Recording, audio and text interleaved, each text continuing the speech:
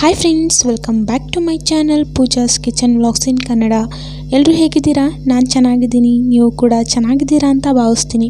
ಸ್ನೇಹಿತರೆ, ಇವತ್ತಿನ ವಿಡಿಯೋದ ವಿಶೇಷತೆ ಏನಪ್ಪ ಅಂದರೆ, ನವರಾತ್ರಿಯ ಮೊದಲನೇ ದಿನ ಯಾವ ದೇವಿಯನ್ನು ಪೂಜಿಸಬೇಕು, ಹಾಗೆ ಶುಭ ಮುಹೂರ್ತ ಯಾವುದು, ಪೂಜಾ ವಿಧಾನ ಮತ್ತು ಆ ದೇವಿಯ ಮಹತ್ವ, ಮಂತ್ರ ಮತ್ತು ಆ ದೇವಿಗೆ ಯಾವ ನೈವೇದ್ಯವನ್ನು ಅರ್ಪಿಸಬೇಕು ಮತ್ತು ದೇವಿಗೆ ಈ ವರ್ಷ ಯಾವ ಬಣ್ಣ ಬಂದಿದೆ ಹಾಗೂ ದೇವಿಗೆ ಇಷ್ಟವಾದ ಹೂ ಯಾವುದು ಅಂತ ತಿಳಿಸ್ಕೊಡ್ತೀನಿ.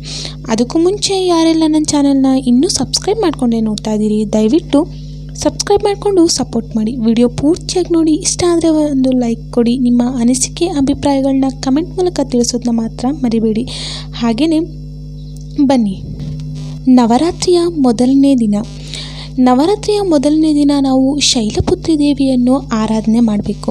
ಹಾಗಾದರೆ ಶೈಲಪುತ್ರಿ ದೇವಿಯ ಆರಾಧನೆ ಹೇಗಿರಬೇಕು ಅಂತ ನೋಡ್ಕೊಂಬರೋಣ ಬನ್ನಿ. ನವರಾತ್ರಿ ವೇಳೆ ದುರ್ಗೆಯ 9 ಅವತಾರಗಳನ್ನು ಪೂಜಿಸುವುದು ಎಂದು ಪ್ರತಿಯೊಬ್ಬರಿಗೂ ತಿಳಿದಿರುವ ವಿಚಾರವೇ. 9 ದಿನದಲ್ಲಿ ದುರ್ಗೆಯು ವಿವಿಧ ರೂಪಗಳಲ್ಲಿ ಬಂದು ರಾಕ್ಷಸರ ಸಂಹಾರ ಮಾಡುತ್ತಾಳೆ ಎಂದು ಪುರಾಣಗಳು ಹೇಳುತ್ತವೆ.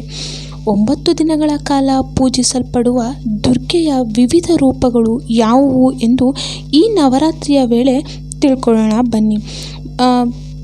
ಮೊದಲನೆಯ ದಿನದಂದು ನಾವು ಶೈಲಪುತ್ರಿ ದೇವಿಯನ್ನು ಪೂಜೆ ಮಾಡ್ತೀವಿ.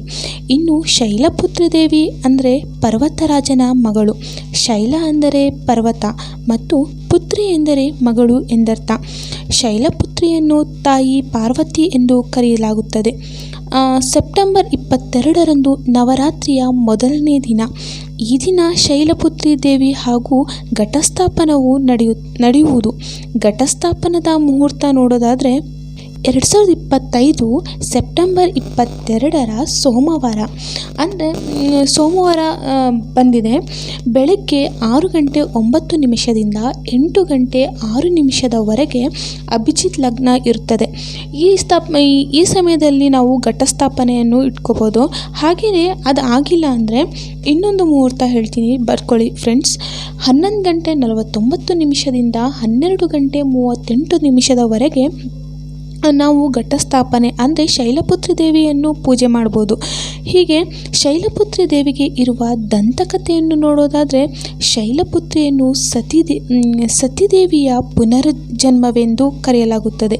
ಸತಿದೇವಿಯು ತನ್ನ ತಂದೆ ಯಜ್ಞ ಮಾಡುತ್ತಿರುವ ವೇಳೆ ಅಗ್ನಿಕುಂಡಕ್ಕೆ ಜಿಗಿದು ಪ್ರಾಣಾರ್ಪಣೆಗೈದಳು. ತನ್ನ ಪತಿ ಶಿವನನ್ನು ತಂದೆ ಅವಮಾನಿಸಿದ ಕಾರಣಕ್ಕಾಗಿ ಸತಿ ಹೀಗೆ ಮಾಡಿದಳು. ಶಿವನನ್ನು ಮರಳಿ ಪಡೆಯಲು ಅವಳು ಪುನರ್ಜನ್ಮ ಪಡೆದುಕೊಂಡಳು. ಆದರೆ ಸತಿ ಸಾವಿನ ಬಳಿಕ ಶಿವನು ದೀರ್ಘವಾದ ಧ್ಯಾನದಲ್ಲಿ ಮುಳುಗಿ ಹೋದ. ದೇವಿ ಶೈಲಪುತ್ರಿ ದೇವಿಯು ಕಾಡಿಗೆ ಹೋಗಿ ತುಂಬ ಕಠಿಣ ತಪಸ್ಸಿನಲ್ಲಿ 16 ವರ್ಷ ಕಳೆದಳು. ಇದರ ಬಳಿಕವಷ್ಟೇ ಆಕೆ ತನ್ನ ಪತಿಯನ್ನು ಅಂದರೆ ಶಿವನನ್ನು ಮರಳಿ ಪಡೆದಳು. ಹಾಗಾದರೆ ಶೈಲಪುತ್ರಿ ದೇವಿಯ ರೂಪ ಹೇಗಿರುತ್ತೆ, ಶೈಲಪುತ್ರಿ ದೇವಿಯ ವಾಹನ ಯಾವುದು ಅಂತ ನೋಡ್ಕೊಂಬರೋಣ ಬನ್ನಿ. ಇನ್ನು ದೇವಿ ಶೈಲಪುತ್ರಿಯನ್ನು ಯಾವಾಗಲೂ ಆದಿಶಕ್ತಿ ಎಂದು ಕರೆಯುತ್ತೇವೆ. ಆಕೆ ಗೂಳಿಯ ಮೇಲೆ ಸವಾರಿ ಮಾಡುತ್ತಾಳೆ. ಅಂದರೆ ಶೈಲಪುತ್ರಿ ದೇವಿಯ ವಾಹನ ಬಂದು ಗೂಳಿಯಾಗಿರುತ್ತದೆ. ಆ ಕಾರಣ ಆಕೆಯನ್ನು ಋಷರುದ ಎಂದು ಕರೆಯಲಾಗುತ್ತದೆ. ಆಕೆಗೆ 2 ಕೈಗಳಿದ್ದು ಒಂದರಲ್ಲಿ ತ್ರಿಶೂಲ, ಮತ್ತೊಂದರಲ್ಲಿ ಕಮಲದ ಹೂವಿದೆ. ಅರ್ಧಚಂದ್ರಾಕೃತಿಯು ಆಕೆಯ ಹಣೆಯಲ್ಲಿದೆ. ಆಕೆಯನ್ನು ಯಾವಾಗಲೂ ಬಿಳಿ ಬಟ್ಟೆಯಲ್ಲಿ ನೋಡಲಾಗುತ್ತದೆ. ಇನ್ನು ಮೂಲಾಧಾರ ಚಕ್ರದ ದೇವತೆ. ಯೋಗದಲ್ಲಿ ಮೂಲಾಧಾರ ಚಕ್ರವು ಮೂಲವಾಗಿರುವುದು. ದೇವಿ ಶೈಲಪುತ್ರಿಯು ಈ ಚಕ್ರದ ದೇವತೆ. ಈ ಚಕ್ರವು ಸ್ಥಿರತೆ ಮತ್ತು ಶಕ್ತಿಯ ಪ್ರತೀಕಾರವಾಗಿದೆ. ಈ ಚಕ್ರವು ಜಾಗೃತಗೊಂಡಾಗ ಆ ವ್ಯಕ್ತಿಯು ಆಧ್ಯಾತ್ಮಿಕ ಪ್ರಯಾಣಕ್ಕೆ ಹೋಗುವನು. ನಿಮಗೆ ಜೀವನದಲ್ಲಿ ಶಕ್ತಿ ಹಾಗೂ ಸ್ಥಿರತೆ ಬೇಕೆಂದರೆ ನವರಾತ್ರಿಯ ಮೊದಲನೇ ದಿನ ಅಂದರೆ ಶೈಲಪುತ್ರಿ ದೇವಿಯನ್ನು ಪೂಜಿಸಬೇಕು. ಇನ್ನು ಶೈಲಪುತ್ರಿ ದೇವಿಗೆ ಇಷ್ಟವಾದ ಹೂ ಅಂದರೆ ಮಲ್ಲಿಗೆ ಹೂ.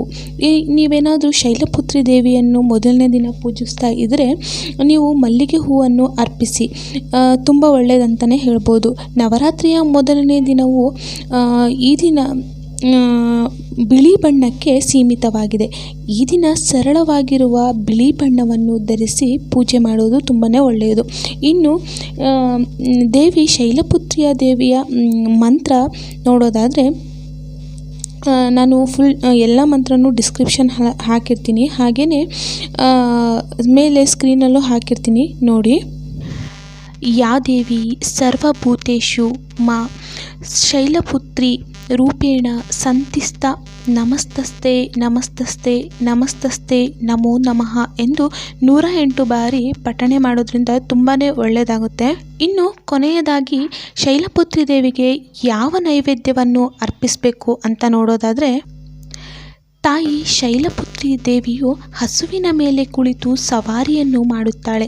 ಆದ್ದರಿಂದ ಹಸುವಿನ ಹಾಲಿನಿಂದ ಮಾಡಿದ ಪಾಯಸ ಅಥವಾ ಪಂಚಾಮೃತವನ್ನು ನೈವೇದ್ಯವಾಗಿ ಇಡುವುದರಿಂದ ತುಂಬಾ ಒಳ್ಳೆಯದಂತಲೇ ಹೇಳ್ಬೋದು.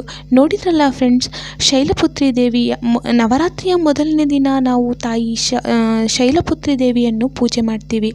ಹಾಗೆಯೇ ಶುಭ ಮುಹೂರ್ತ, ಪೂಜಾ ವಿಧಾನ, ಮಹತ್ವ ಮತ್ತು ಮಂತ್ರ, ನೈವೇದ್ಯ, ಬಣ್ಣ ಮತ್ತು ಇಷ್ಟವಾದ ಹೂ ಯಾವುದು ಅಂತ ತಿಳಿಸ್ಕೊಟ್ಟಿದ್ದೀನಿ.